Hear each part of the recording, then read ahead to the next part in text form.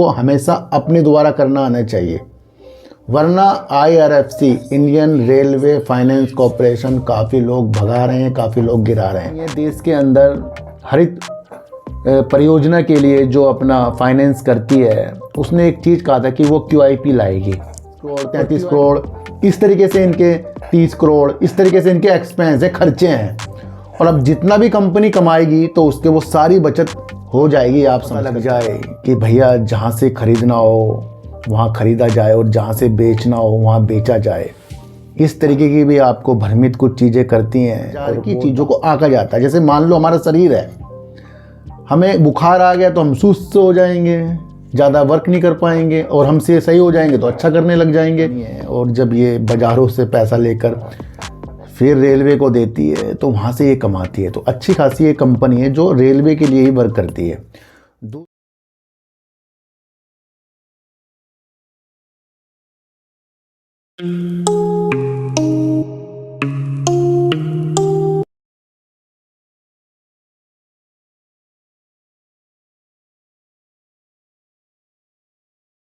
नमस्कार, मैं स्वागत करता हूं आपका अपने ही चैनल पर जिसका नाम है सार्थक बाजार से।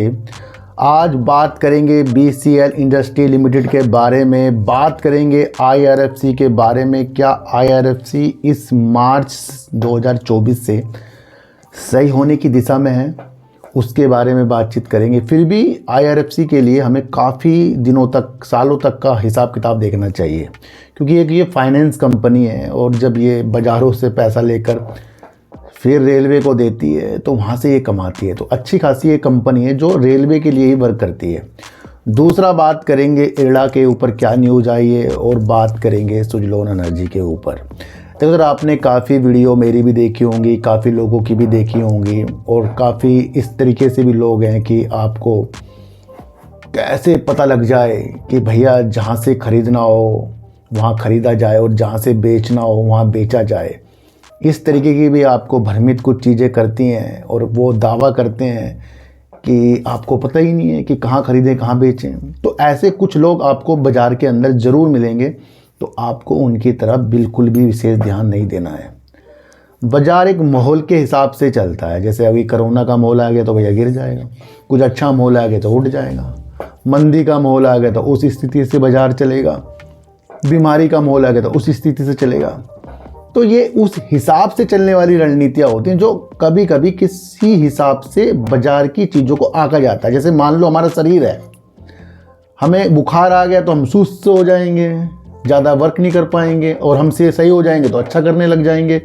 तो वही बाज़ार है। पर इससे चीज़ों को समझना है कि बाज़ार निरंतर समझने के उद्देश्य से ही है। हमेशा बाज़ार को समझना ही पड़ेगा, बिना समझे वर्क नहीं कर सकते, और किसी की भी बातों में आकर हम अपना पैसा नहीं लगा सकते। तो इस स्थिति से आपसे चलना है। सुजलोन एनर्जी जैसे आपको मैं बताऊं, काफ़ी लोग वीडियो बना देते हैं, यहाँ से ब्रेकआउट हो जाएगा, वहाँ से हो जाएगा, ये हो जाएगा, वो हो जाएगा। आप मेरी कोई सी वीडियो देखें, लक्ष्य 2030 के, और जिस चीज़ के ऊपर वर्क कर रहा है और जिस चीज़ के ऊपर देश के लक्ष्य हैं, हमेशा वही समझाने की दिशा में मैं आगे बढ़ा हूँ। अब उसके अंदर प्रमोटर आएँ, गजाएँ, FIs बढ़ जाएँ, घट जाएँ, ये स्थितियाँ काफ़ी लोग देखते हैं कि भैया FIs अपनी होल्डिंग बढ़ा रहे हैं, म्यूचुअल फंड वाली अपनी होल्डिंग बढ़ा रहे हैं, DIs अपनी होल्डिंग बढ़ा रहे हैं, या फिर FIs निकल रहे हैं, DIs बढ़ रहे हैं, म्यूचुअल फंड निकल रहे हैं। ये सारी रणनीतियाँ होती जाती हैं हर एक शेयर के अंदर, पर सुजलोन एनर्जी के अंदर ज़्यादा ये चीज़ें हैं। तो हमेशा फोकस दो चीज़ों में आपको करना चाहिए। एक तो फोकस करना चाहिए आपको यहाँ के DIs के ऊपर, म्यूचुअल फंड के ऊपर, और थोड़ा प्रमोटर के ऊपर, क्योंकि पब्लिक तो भैया किसी भी कंपनी के अंदर ज़्यादा ही होगी, ये आप समझ कर चलना, जो उनको ऐसी ऐसी चीज़ों के साथ दिखता है कि भैया करोड़पति बन जाएंगे। तो जिस कंपनी के अंदर प्रमोटर की विशेषताएं ज़्यादा बढ़ रही हों, DIs की विशेषताएं ज़्यादा बढ़ रही हों, और उसका वर्क अच्छा हो, तो उस स्थिति को आपको समझना चाहिए। ये नहीं कि कल को FIs भाग गए जी, सब कुछ खराब हो गया। ऐसा बहुत सी चीज़ों में आपको देखने को मिलता है। उसी में से एक सुजलोन एनर्जी का शेयर है। सुजलोन एनर्जी विंड टर्बाइन के ऊपर वर्क करता है। आपको उस स्थिति से आगे बढ़ना है, और इसका Q3 की स्थिति आपको देखना है। इरडा जो एक कंपनी है देश के अंदर हरित परियोजना के लिए जो अपना फाइनेंस करती है, उसने एक चीज़ कहा था कि वो QIP लाएगी। और QIP जब उसने बताया था तो शेयरों में तेज़ी आ गई थी, जब उसका रिजल्ट अच्छा आया था तब वो शेयर गिर गया था। तो अब QIP की भी डेट आ गई है और वो है 23 जनवरी 2025। तो 23 जनवरी 2025 तक इरडा के शेयर जो है, कंपनी जो है फोकस में रहने वाली है, क्योंकि कंपनी वहाँ पर QIP के माध्यम हमें बताएगी। तो ये भी एक इम्पोर्टेंट न्यूज़ हमारे लिए हो जाती है। हर एक छोटी से छोटी चीज़ आपको हमेशा समझकर चलनी पड़ेगी। मैं आपको इतनी सी एक बात बता दूं, है ना। तो वो सारी स्थितियां आपको भली भांति आनी चाहिए, जिससे बाजार के अंदर कुछ उतार और चढ़ाव की स्थितियां पैदा हो सकती हैं, और वो विश्लेषण आपको हमेशा अपने द्वारा करना आना चाहिए।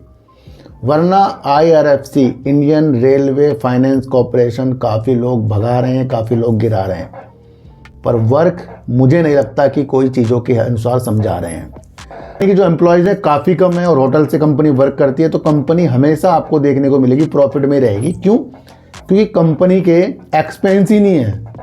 अगर आप बीते दिनों या अभी के भी एक्सपेंस देखें तो 38 करोड़ 33 करोड़ इस तरीके से इनके 30 करोड़ इस तरीके से इनके एक्सपेंस हैं, खर्चे हैं। और अब जितना भी कंपनी कमाएगी तो उसके वो सारी बचत हो जाएगी, आप समझ कर चलना। एक चीज़ तो इसके अंदर ये आप समझ के चलना कि कंपनी के एम्प्लॉयज़ कम है, कंपनी होटल से वर्क करती है और कंपनी के खर्चे ज़्यादा नहीं है। तो ये इसका पॉजिटिव संकेत है। दूसरा, ये कंपनी करती क्या है? ये कंपनी अपने घरेलू बाजार से और विदेशी पूंजी बाजारों से पैसा लेती है। अब उस पैसे को ये फिर रेलवे को ही फाइनेंस कर देती है, यानी इस हिसाब से कमा रही है। तो यानी कि इस कंपनी के ऊपर हमेशा उधार ज़्यादा रहेगा। ये तो है ना भाई, कहीं से पैसा लेकर कहीं देगी, तो उन पैसों के बीच में वो कमा रही है। ये काम तो बहुत बेस्ट कर रही है, पर ऐसी कंपनियों के ऊपर पैसा भी ज़्यादा लगा रहता है। और तो ये कंपनी पैसा आगे देती है, फिर वहाँ से आगे वो दूसरी तरफ बांटती है। तो ये कंपनी हमेशा लेने देने में लगी रहती है और उससे कमाती है। तो ये काम इसका बेस्ट है, पर इसके ऊपर हमेशा उधार चढ़ा रहेगा। ये आगे हम समझेंगे, ठीक है। तो कंपनी आपको पता लग गया क्या काम करती है? फाइनेंस करती है रेलवे को, और घरेलू और विदेशी पूंजी बाजारों से पैसा लेकर रेलवे को ही देती रहती है। तो एक तरफ से ये समझ लो रेलवे को ही फाइनेंस करने वाली ये कंपनी है, जो रेलवे के अधिग्रहण होगा, रेलवे के अलग अलग चीज़ें होगी, उस चीज़ के लिए वर्क ये कंपनी करती है। तो बेस्ट कंपनी है। दूसरी, अगर हम इसकी एक चीज़ समझे, कंपनी का अगर हम मार्केट कैप देखें तो कंपनी का मार्केट 1,91,048 करोड़ का मार्केट कैप है। इस वक्त कंपनी का शेयर 146 रुपये का चल रहा है। 229 रुपये कंपनी का हाई है और 117 रुपये कंपनी का लो है। Q3 सर IRFC का आ रहा है 20 जनवरी को, तो वहाँ भी एक महत्वपूर्ण ये चीज़ बन जाती कि उसका क्वार्टर हमें फिर से भापना पड़ेगा। अब इसका देखें, सितंबर 6,761 करोड़ की सेल की थी और 1,545 करोड़ का कंपनी ने प्रॉफिट कर दिया था। मैंने आपको कहा ना कि इनका एक्सपेंस बहुत कम है। कंपनी ने साल दर साल सेल बढ़ाकर सितंबर 2024 में 6900 करोड़ की कर दी थी, 6,900 करोड़ की, और अपने प्रॉफिट को भी कंपनी ने बढ़ाया, 1,613 करोड़ रुपए करीब की कंपनी ने प्रॉफिट कर दिया था। तो ये भी एक चीज़ देखने वाली है। देखो सर, अब आपको चीज़ें समझनी है। अब यहाँ से स्टार्ट है, आपको चीज़ें समझनी है कि कंपनी के पास अगर हम रिजर्व देखें तो कंपनी के पास रिजर्व कितना है? 38,396 करोड़ का कंपनी में रिजर्व है। मात्र क्यों कह रहा हूँ? रिजर्व बहुत ज़्यादा है ये इसके उधार को देखकर। मैंने अभी आपको क्या कहा था कि जब ये कंपनी घरेलू विदेशी बाजारों से पैसा लेती है तो कंपनी के पास भैया वो पैसा उधार के तौर पे तो है। तो अगर वो चीज़ें अगर हम देखें तो कंपनी के पास जो उधार है 4,03,111 करोड़ का, 4,03,111 करोड़ का कंपनी में उधार है। क्या समझ में आ रहा है इससे? पहले इस उधार को भी कंपनी कभी ना कभी तो उतारेगी, और ये पैसा जो इसने लिया है ये पैसा इसने आगे भी चला ही रखा होगा, तो उससे भी कमा रही है। तो ये हमेशा इस बोझ के ऊपर भी दबी रहेगी। तो पहले कर्तव्य इनका इस चीज़ को उतारने का भी होगा। माइंड से आप ये चीज़ें को समझ कर चलो, समझिए। तो 4,03,111 करोड़ का कंपनी के पास उधार है। कंपनी प्रॉफिट में है, कंपनी सेल अच्छी कर रही है, पर एक चीज़ आप और समझ के चलना, इसका कैश फ्लो आपको बताएगा कि क्या मार्च 2024 से ये और अच्छा करने की स्थितियों के साथ है। मतलब और अच्छा, ये अभी नहीं कई सालों के बाद करेगी। क्यों बता रहा हूं ये चीजें आप समझ कर। मार्च 2016 से इसका अगर हम कैश फ्लो देखें तो कंपनी ने वहां पर करीब जो उसका अपनी ऑपरेटिंग एक्टिविटी थी ना उससे कुछ नहीं डाला था, वो भी माइनस में था जो करीब। और हम देखें तो बाजारों से जो पैसा लिया था 1582 करोड़ का, मार्च 2016 का बता रहा हूं। इसी तरीके से अगर आप एक चीजों को समझें, कंपनी ने बाजार से काफी जो पैसा लिया है तो साल दर साल ही वो चीजें दिखती हैं। तो कंपनी का वहां पर जो अपने ऑपरेटिंग एक्टिविटी से है वो सारी चीज माइनस में आ रही है और कंपनी उधार जो है 90 हजार करोड़ रुपए तक का भी कंपनी कभी कभी ले रही है। तो यानी कि कंटिन्यू कंपनी अपनी ऑपरेटिंग एक्टिविटी से बिल्कुल भी नहीं मार्च 2016 से अभी तक के मार्च भी अपने ऑपरेटिंग एक्टिविटी जो कमा रही है कुछ नहीं डाला है बल्कि उधार लिया है। ये एक इसका इंपॉर्टेंट पार्ट है। और अब मार्च 2024 का अगर हम इसका कैश फ्लो देखें, वहां से कंपनी आई है अब अपने चीजों के अनुसार। अब जाकर कंपनी ने अपना जो भी कंपनी काम कर रही है कमा रही है उससे कंपनी ने अब जाकर अपने बिजनेस में पैसा लगाया है 7,914 करोड़। ये इसका एक इंपॉर्टेंट पार्ट है जो पॉजिटिव मुझे लग रहा है। दूसरा, अब कंपनी ने अपने कर्ज को उतारना शुरू किया है। मार्च 2024 से 8,046 करोड़ कंपनी ने अपना उधार को ये कम किया है मार्च 2000। अब क्या होगा भैया, आपको कई इसके कैश फ्लो देखने पड़ेंगे आगे के लिए, क्योंकि ये तो शुरुआत अब मार्च 2024 से इसने अपने जो ऑपरेटिंग एक्टिविटी से कुछ पैसा लगाना था वो अब स्टार्ट किया है, जो पहले माइनस में चलता आ रहा है। और जो पहले प्लस में चलता आ रहा था, जहाँ से पैसा ले रहे थे उधार, वो अब इसने घटाना शुरू करा है। तो कंपनी कितने सालों बाद ये और अच्छा करेगी। तो ये अब आपको ये बहुत इंपॉर्टेंट बात में आपको कैश फ्लो बहुत ज़रूरी होता है देखने के लिए, है ना। तो बहुत से लोग बेकावी बातें कर देते हैं, पर हमें यहाँ चीज़ों को समझना पड़ता है। तो वो अब आपको देखना चलना पड़ेगा। अगर इसके हम बात करें इसके प्रमोटर की, तो कंपनी के अंदर जो प्रमोटर है 86.36% के कंपनी के अंदर प्रमोटर है। एफआईज कंपनी के अंदर है 1.01% के इसके अंदर एफआईज है। डीआईज कंपनी के अंदर करीब 1.24% के हैं और पब्लिक कंपनी के अंदर करीब 11.40% के है। उधार जो है कंपनी के अंदर 4,03,111 करोड़, वो इसका एक निगेटिव। बाकी फंडामेंटल कंपनी का अब जाकर केस फ्लो देखकर मैं बता रहा हूँ मजबूत होता जा रहा है। तो ये चीज़ आप समझना। तो क्या हुआ इसमें, अब हमें और समय देना पड़ेगा। 20 जनवरी को इस कंपनी का आ रहा है रिजल्ट, तो ये आपको समझकर चलना पड़ेगा। देखो अब बात करेंगे BCL इंडस्ट्री की। और BCL इंडस्ट्री की एक जो न्यूज़ सरकार की तरफ से भी आ रही है चावल के ऊपर, और मैं इसलिए उस न्यूज़ को ज़्यादा सही मान रहा हूँ क्योंकि ये जो न्यूज़ है ये अनाज आधारित जो चावल से एथेनॉल बनाती है कंपनियाँ, उसके लिए और राज्यों के लिए ज़्यादा इम्पोर्टेंट हो सकती है, क्योंकि कंपनी सरकार ने कुछ छूट दी है। अब उस हिसाब से वो बाद में देखेंगे, पहले देखेंगे BCL इंडस्ट्री करता क्या है। BCL इंडस्ट्री जो एक कंपनी है, भारत की एक बड़ी कृषि प्रसंस्करण और विनिर्माण कंपनी है, जो भारत की एक बड़ी कंपनियों में से एक कंपनी कहलाई जाती है। कंपनी डिस्टिलरी बिजनेस के द्वारा भी ज़्यादा वर्क करती है और कंपनी के पास रिफाइंड हो गए, सरसों का तेल हो गया, या कपास के बीज का बनाया हुआ रिफाइंड हो गया, अन्य इस तरीके के प्रोडक्ट के लिए भी कंपनी वर्क करती है। ये भी आप समझकर चलना। अनाज आधारित कंपनी जैसे बाजरा हो गया या आपका चावल हो गया, अन्य कृषि की जो चीज़ होंगी उससे भी कंपनी अपना एथेनॉल का भी वर्क करती है। तो ये क्या है, ये कंपनी अनाज आधारित एथेनॉल बनाने वाली कंपनी है, जो एक इम्पोर्टेंट पार्ट हो जाते हैं। दूसरा, अगर हम एक चीज़ और देखें, कंपनी देसी शराब के लिए भी, बिक्री के लिए भी वर्क करती है, जहाँ पर इसके मुख्य ब्रांड BCL हो गया या पंजाब स्पेशल हो गया, असली संतरा हो गया, इस तरीके की इसकी देसी शराब भी आती है और अन्य कंपनियों ब्रांडों के लिए भी ये कंपनी आपूर्ति करती है। तो कंपनी देसी शराब के ऊपर भी कंपनी वर्क करती है, आप समझना। कंपनी पंजाब और पश्चिम बंगाल के अंदर अपने कार्यों को अंजाम देती है। तो कंपनी का ये हमने समझ लिया कंपनी किस किस चीज़ के ऊपर वर्क करती है। वित्त वर्ष 2024 में 61% इसका डिस्टिलरी जो बिजनेस है उससे इनका रेवेन्यू आया था। जो वित्त वर्ष 2022 के 2022 में इन्होंने 25% डिस्टिलरी बिजनेस के ऊपर वर्क किया था और ये 61% वित्त वर्ष 2024 तक हो गया, यानी कि डिस्टिलरी जो इनका बिजनेस है वो ज़्यादा इनका बढ़ता जा रहा है।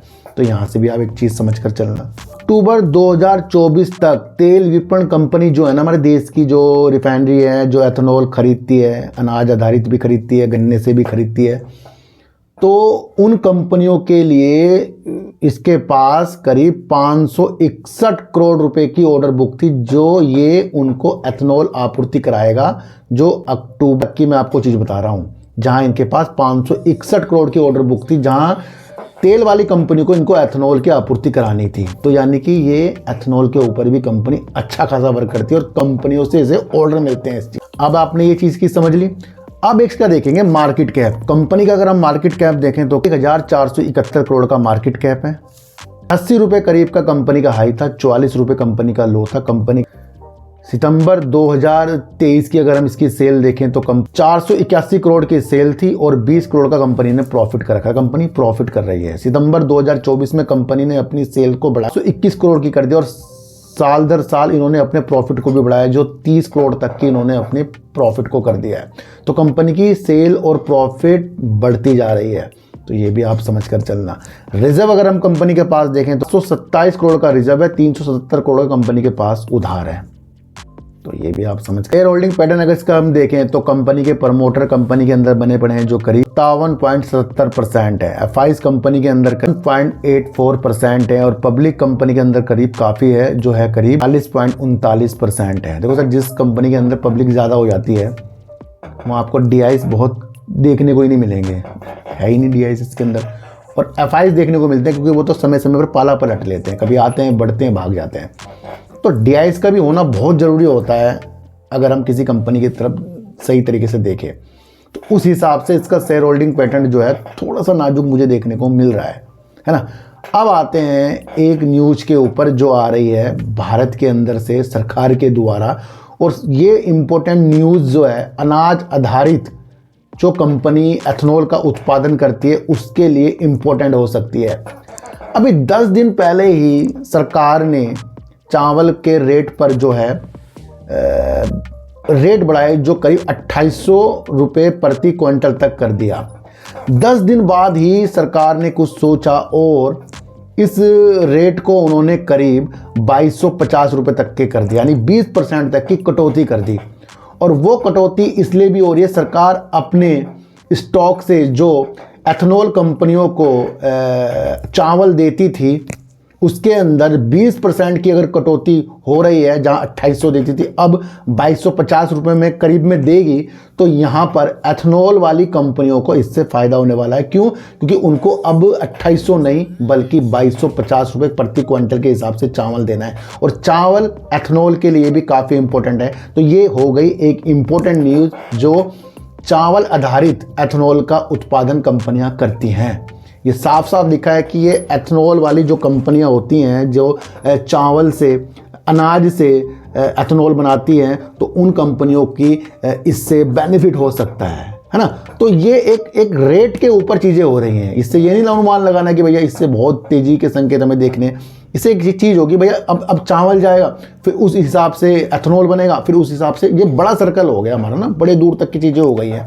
पर यहाँ पर एक राहत जो है एथेनॉल वाली कंपनियों को मिल रही है। तो ये सरकार ने अपने स्टॉक से जो चावल की आपूर्ति कराती थी वहाँ पर अब 20% की कटौती कर दी है। ये एक इम्पोर्टेंट न्यूज़ निकल कर आ रही है।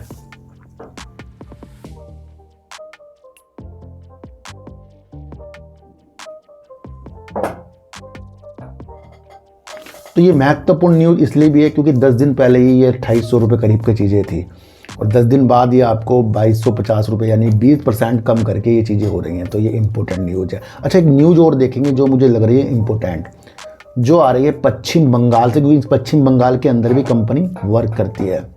ये न्यूज़ है 18 दिसंबर 2025 की ये न्यूज़ है। ये इम्पोर्टेंट इसलिए भी हो सकती है क्योंकि पश्चिम बंगाल के पर्यावरण, बंगाल से बीएसईएल को पर्यावरण की मंजूरी, जो वहाँ का डिपार्टमेंट होता है उसकी जो मंजूरी इनको मिल गई है, इसकी वजह से ये पश्चिम बंगाल के अंदर बायो एनर्जी प्लांट लगाने के लिए करीब 150 करोड़ रुपए का निवेश करेंगे और ये निवेश जो होगा 75 से जो उत्पादन होगा 75 KLPD का उत्पादन हो गया। तो ये एक इम्पोर्टेंट न्यूज़ निकल कर आ रही है। और यही इसी तरीके की एक और परियोजना यानी कि पंजाब के बठिंडा में भी चल रही है, जो दोनों मिलकर करीब 18 से 24 महीने के अंदर इनकी ये प्लांट बन के तैयार हो जाएगा। और कंपनी बायोगैस के ऊपर भी प्लांट लगाने की स्थितियों के साथ आगे बढ़ रही है। भैया एक और बिजनेस आपके अपने साथ जोड़ने की स्थितियों के साथ कंपनी आ रही है, और वो है बायोगैस के अंदर भी। और कंपनी ने 18 दिसंबर 2024 को भी ये भी बताया था कि वो जो है बायोगैस प्लांट के लिए हरियाणा के अंदर 350 करोड़ रुपए निवेश करने की स्थितियों के साथ आगे बढ़ रही है। और पश्चिम बंगाल के अंदर 150 करोड़ का निवेश, और पंजाब के बठिंडा के अंदर इसी तरीके से बायो एनर्जी के प्लांट के लिए इनकी परियोजना चल रही हैं, जो 18 से 24 महीनों के अंदर होगा। और दूसरी 350 करोड़ रुपए अब ये बायोगैस के अंदर भी अपनी स्थिति को अच्छा करने के लिए हरियाणा के अंदर अपना एक प्रोजेक्ट को तैयारी करने के उद्देश्य के साथ हमें आगे बताएंगे। तो कहीं ना कहीं इम्पोर्टेंट चीज़ जो है BCL अपने द्वारा करता जा रहा है। फिर भी मैं आपको कह रहा हूँ ये स्थितियाँ दूर की हो सकती हैं, अभी की नहीं। जो न्यूज़ आई है मैंने वो आपको बताई है। अगर BCL का भैया काम देखा जाए ना, काम तो भैया कर ही रहा है, खाद्य सामग्री में काम कर ही रहा है ना, रिफाइंड में काम कर रहा है, घी में काम कर रहा है, शुद्ध सरसों के तेल में काम कर रहा है, कपास के बीज से जो रिफाइंड की चीज़ें की आपूर्ति के लिए काम कर रहा है, काफ़ी अच्छी चीज़ों के लिए काम कर रहा है, डिस्टिलरी के लिए काम कर रहा है, एथनॉल के लिए वर्क कर रहा है, और एनर्जी की चीज़ों के साथ भी कंपनी बता रही है। तो काफ़ी उस विधि के साथ आगे कंपनी बढ़ रही है, जो एक इम्पोर्टेंट पार्ट है ना। तो ये समय देने वाली कंपनियां हो जाती हैं जहां इनके हमें काम समझ में आ गया है। और उसके बाद जैसे जैसे आगे स्थिति अच्छी होती जाएंगी वैसे वैसे चीज़ें हो जाएंगी। और मुख्य कारण ये भी जो ये एथनॉल का ऑर्डर ये विपणन वाली कंपनियों से भी जीतती जा रही है, तो ये भी एक इम्पोर्टेंट पार्ट इसके लिए हो जाता है। तो IRFC को आज हमने अलग ढंग से उसके कैश फ्लो के हिसाब से और उसके उधार के हिसाब से समझा। हमें बहकना नहीं है, चीज़ों को हमें समझना है। 20 जनवरी को इसका रिजल्ट आ रहा है, उस स्थिति को आपको समझकर चलना पड़ेगा। इरड़ा जो फंड जुटाने की स्थिति हमें पहले बताकर गया है, अब उसकी एक मीटिंग ये जो बोर्ड की कर रहा है, ये कर रहा है 23 जनवरी के दिन। और IRFC का जो रिजल्ट आ रहा है वो आ रहा है 20 जनवरी को, ये भी आप समझ कर चलना। BCL इंडस्ट्री जिस तरीके से काम कर रहा है, सही काम कर रहा है, अच्छा काम कर रहा है, जो अपनी सेल्स को भी और अपने प्रॉफिट को भी बढ़ाता हुआ जा रहा है। और भारत के अंदर सरकार के द्वारा चावल के अंदर 20% की इस तरीके से रेट पर कटौती, ये भी एक अच्छी चीज़ें हैं जहां पर सरकार के द्वारा जो चावल की आपूर्ति एथनॉल के लिए की जाती थी, ये उन कंपनियों के लिए बेस्ट हो सकती है, ये भी आप समझ कर चलना। अब ये जो चावल पे रेट कम हुए, ज़रूरी नहीं इस कंपनी के लिए बेनिफिट होगा, और जो कंपनी अनाज पर काम करती है उसके लिए भी हो सकता है। तो सर सच्ची वीडियो देखिए, अच्छी वीडियो देखिए, समझ कर देखिए। किसी के ऊपर जो वीडियो बनाई भाई खरीदने बेचने की बिल्कुल भी सलाह नहीं है। इतनी सी मैं आपको एक चीज़ बता दूं, मैं कोई आपको ये नहीं कह रहा हूँ खरीदना बेचना, मैं तो आपको एक नॉलेज दे रहा हूँ। उस नॉलेज को आपको एजुकेशन की तरह समझना है, बस उसी के हिसाब से मैं वर्क करता हूँ। तो सर सच्ची वीडियो देखिए, अच्छी वीडियो देखिए, समझ कर देखिए। किसी की भी बातों में आपको आने नहीं चाहिए। तो चिट्ठी काटा दीजिए, गाय को रोटी दीजिए, और अपने बच्चों को ज़्यादा से ज़्यादा प्यार कीजिए, क्योंकि बच्चे ही आपकी मासूमियत से किस्मत पलटेंगे। तो फिर मिलेंगे आपसे नई वीडियो के साथ, जब तक के लिए नमस्कार।